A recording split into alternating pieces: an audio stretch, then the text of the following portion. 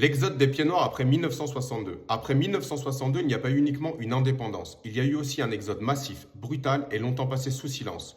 Près d'1 million de pieds noirs ont quitté l'Algérie en quelques mois. Des civils pour la plupart qui n'avaient rien décidé, ni le début ni la fin de cette histoire.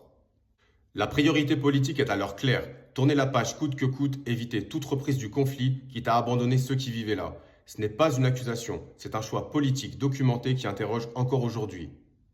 À partir du printemps 1962, la situation se dégrade rapidement.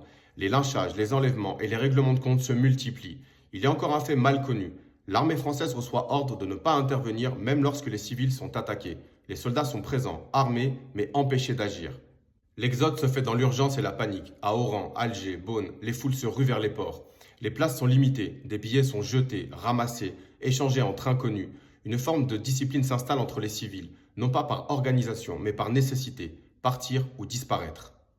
Dans ce chaos, il y a un drame encore plus profond, celui des harkis. L'État français interdit officiellement leur évacuation. Malgré cela, des pieds noirs tentent d'en sauver certains en les faisant monter discrètement dans les bateaux. Dans le même temps, des militaires français présents sur place ferment les yeux ou aident discrètement au risque de lourdes sanctions disciplinaires. Mais ces gestes restent marginaux face à la décision politique. Des milliers de harkis sont abandonnés. Beaucoup seront exécutés. C'est une tragédie longtemps passée sous silence.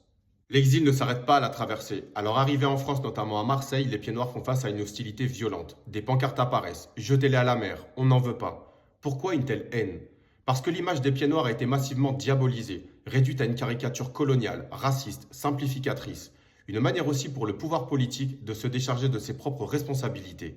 Dans ces mêmes bateaux, il n'y a pas uniquement que des pieds noirs, il y a aussi des Algériens. Une incompréhension naît. Pourquoi partir maintenant que l'Algérie est indépendante? La réalité est plus complexe. Certains fuient un pouvoir qui s'installe rapidement de manière autoritaire, répressive et qui ne tient pas ses promesses de liberté. Les grandes vagues migratoires des années 70 et 80 s'inscrivent directement dans cette continuité. Une partie des pieds noirs, notamment d'origine espagnole, fait un autre choix, l'Espagne. Le régime franquiste facilite leur retour, notamment dans la région d'Alicante. Le message est clair, vous êtes chez vous. Ils participent activement au développement économique local, bars, restaurants, commerces, mais restent discrets, cherchant à s'intégrer, non à se distinguer. En France comme en Espagne, beaucoup de familles choisissent le silence. En France, on cesse de parler espagnol, italien, arabe. On veut s'intégrer, ne plus être montré du doigt. Dans ma famille comme dans tant d'autres, cette mémoire s'est transmise à voix basse. Les pieds noirs, particulièrement les pieds noirs espagnols, ont connu plusieurs exodes. L'Espagne, l'Algérie, la France, parfois via le Maroc. Malgré tout, ils ont reconstruit leur vie, travaillé, transmis. Une chose est certaine aujourd'hui, le peuple français et le peuple algérien est lié par l'histoire, par la culture, par des destins entremêlés. Comprendre cette histoire, ce n'est pas raviver les haines, c'est empêcher qu'elles soient encore utilisées aujourd'hui pour diviser. L'histoire doit servir à comprendre, non à opposer.